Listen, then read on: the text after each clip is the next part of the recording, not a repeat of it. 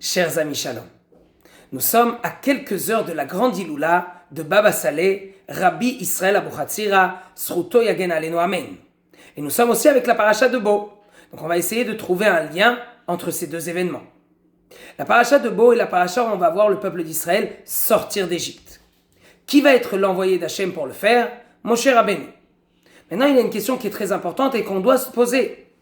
Pourquoi avoir besoin d'un envoyé? Pourquoi avoir besoin de Moshe Rabbeinu? La vérité, ça peut être Moshe, comme ça peut être Aaron, mais c'est certain que ce Moshe, il a des vertus spéciales et que Hachem l'a choisi par rapport à ses vertus pour être l'envoyé. Mais quand même, après qu'il a ces vertus-là, pourquoi Hachem a décidé d'envoyer quelqu'un? Alors, on doit se poser une deuxième question et après cela, on va pouvoir répondre à tout. Lorsque le peuple d'Israël va arriver au mont Sinaï, il va faire ce qui s'appelle la faute du veau d'or. Celle-ci est très grave. Comme on le sait, on le dit même dans les 10 commandements, le veau d'or, l'idolâtrie pour Hachem, c'est quelque chose qu'il n'accepte pas d'effacer. Il ne peut pas passer ça. Pour lui, c'est trop difficile. Il s'appelle même El-Kana. Normalement, la traduction littérale, c'est jaloux, mais pour ceux qui veulent approfondir, c'est même pire que cela. En tout cas, pour Hachem, le veau d'or, c'est quelque chose de très grave. Et la question qu'on doit se poser, c'est comment se fait-il qu'après le veau d'or, Hachem a quand même décidé de ne pas effacer le peuple d'Israël. Alors, pour bien comprendre la chose, essayons de nous dire que Hachem va nous faire sortir d'Égypte sans envoyer. Alors Hachem arrive, il s'occupe de Pharaon, on va laisser l'histoire comme ça, que Hachem va s'occuper de Pharaon, et on va sortir d'Égypte. Maintenant, n'oublions pas où était le peuple juif à ce moment-là. Ils étaient au 49e degré d'impureté, et surtout en rapport avec l'idolâtrie.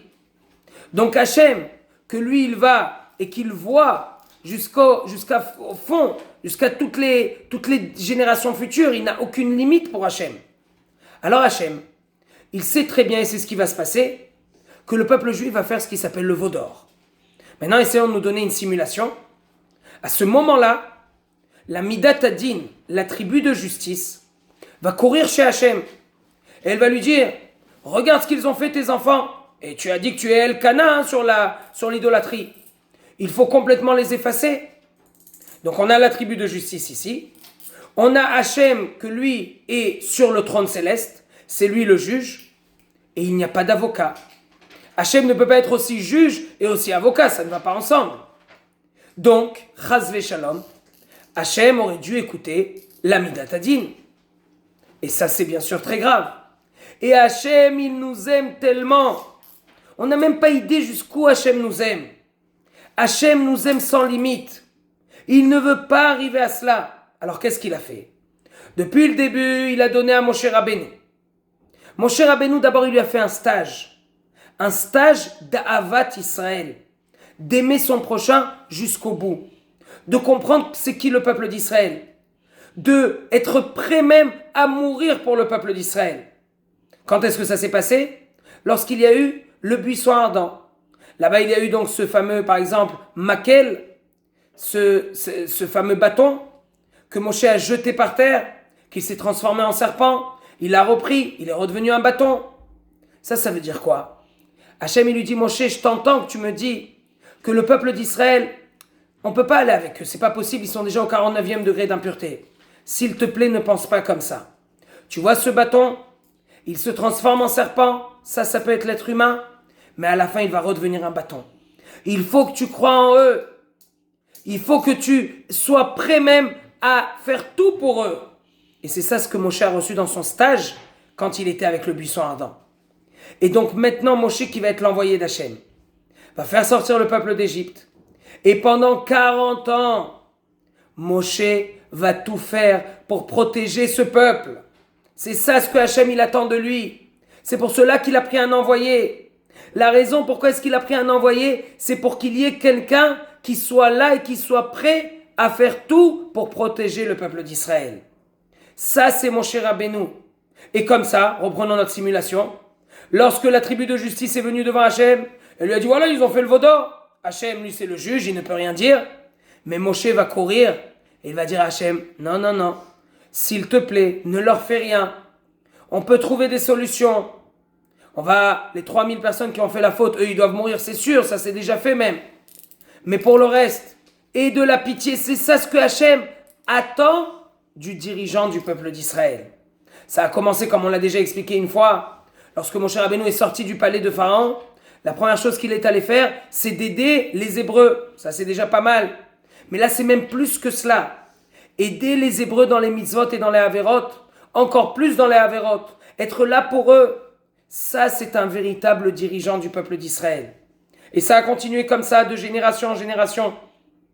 Ceux qui vont être les dirigeants, ceux que Hachem va aimer le plus, ce sont ceux qui sont prêts à faire tout pour le peuple d'Israël. Ils vont d'abord prier pour eux avant de prier pour eux-mêmes. Et Baba Salé était vraiment un de ces dirigeants. Une de ces personnes qui était vraiment l'envoyé d'Hachem. Mais comment est-ce qu'il était l'envoyé d'Hachem? D'abord, parce qu'il priait pour les autres. Il faisait tout pour les autres. Il prenait même sur son dos pour les autres. Une fois, il y a un très grand rave, un de ses amis, anciennement du Maroc, qui est venu en Israël. Et ce monsieur a eu un grave accident. Alors, il était allongé au lit. Baba Salé est venu le voir jusqu'à Jérusalem. Il est rentré dans la chambre, dès qu'il l'a vu, il a commencé à pleurer.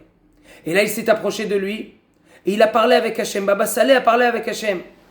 Il lui a dit, écoute, un monsieur comme lui, qui fait tellement de zikouï arabim, qui aide tellement les gens, il faisait des milod, des brit milod, des circoncisions, il faisait beaucoup de bonnes choses. Un monsieur comme lui, il faut qu'il revienne, comme on dit à la vie, qu'il reprenne vraiment ses activités. Alors il a dit, Baba Salé, il est prêt à ce que Hachem il lui donne tous les problèmes, toutes les souffrances qu'a ce monsieur, que Hachem les fasse passer à Baba Salé. Comme ça, il a dit Baba Salé. Est-ce qu'on peut comprendre un petit peu quelle force il avait? Combien est-ce qu'il aimait son prochain? Combien est-ce que des fois, on pouvait le voir qu'il demandait d'aller dans un endroit, dans le chouk de Be'er-Sheva, pour aller acheter un avatiyar. C'est quoi un avatiyar? Tout simplement une pastèque. Alors il arrive là-bas, il regarde une pastèque, il dit, je veux celle-ci. Je veux juste un bout. Il prend un bout, il fait la bracha, et il repart dans la voiture. Alors, le chauffeur lui dit, mais Rav, vous voulez une pastèque, je peux vous emmener toutes les pastèques de Be'er-Sheva si vous voulez. Pourquoi vous avez besoin de venir ici? Le Rav est venu ici parce qu'il y avait une âme qui était dans cette pastèque, celle-ci, la pauvre. Elle était vraiment tombée très bas. Elle souffrait énormément.